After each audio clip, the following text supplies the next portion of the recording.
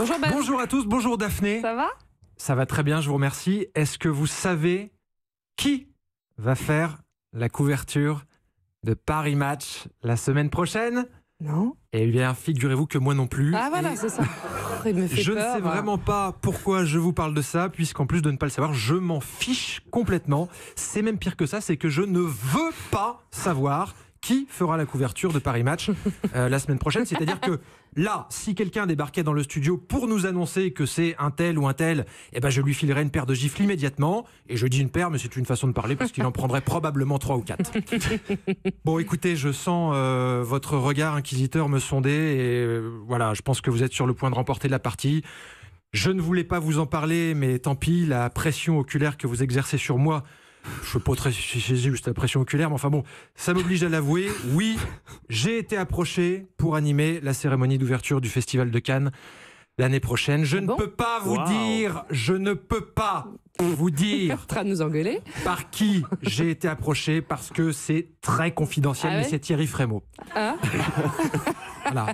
Le délégué général du festival, Thierry Frémaux, souhaite faire appel à moi pour l'année prochaine. Je ne sais pas si je vais accepter. Il faut que je réfléchisse. Je suis très sollicité, surtout au mois de mai. Et j'ai souvent tout un tas des barbecues. C'est surtout des barbecues au mois de mai en général. Mais j'ai été approché, enfin j'ai pas vraiment été approché, vous savez comment c'est dans ces milieux, hein, c'est plutôt des rumeurs, c'est des bruits de couloir, mais j'ai cru comprendre que Thierry Frémaux, dans sa manière de m'ignorer, n'était pas insensible au fait.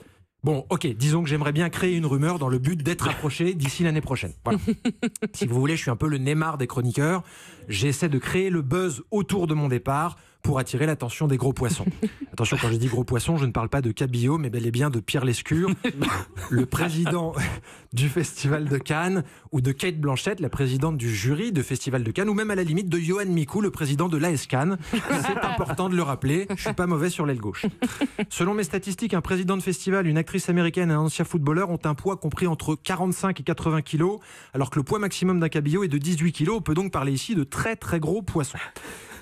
Bon, sinon, j'ai regardé la cérémonie d'ouverture, et alors je suis désolé de vous le dire, mais je ne comprends pas du tout l'engouement autour de la prestation d'Edouard Baird. Je l'ai trouvé, mais minable, d'une vulgarité ignoble. Écoutez, je ne vois absolument pas en quoi Edouard Baird est plus éloquent que Didier Deschamps.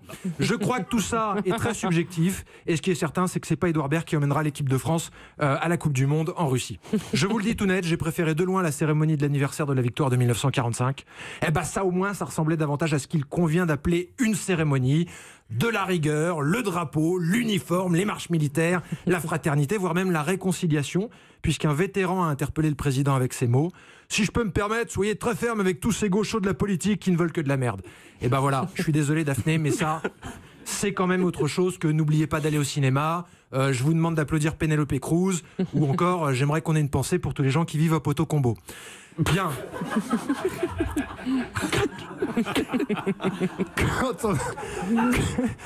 Quand on entend parler Edouard Baird, on comprend bien que c'est pas lui qui s'est chargé du plaidoyer pour défendre ce fameux gynécologue dont Bertrand nous a parlé à l'instant, pour saboter la fin de ma chronique.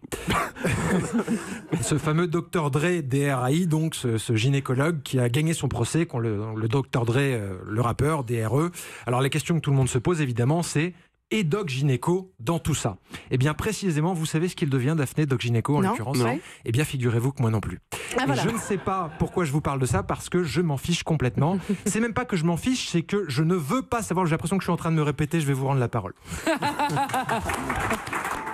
Europe 1.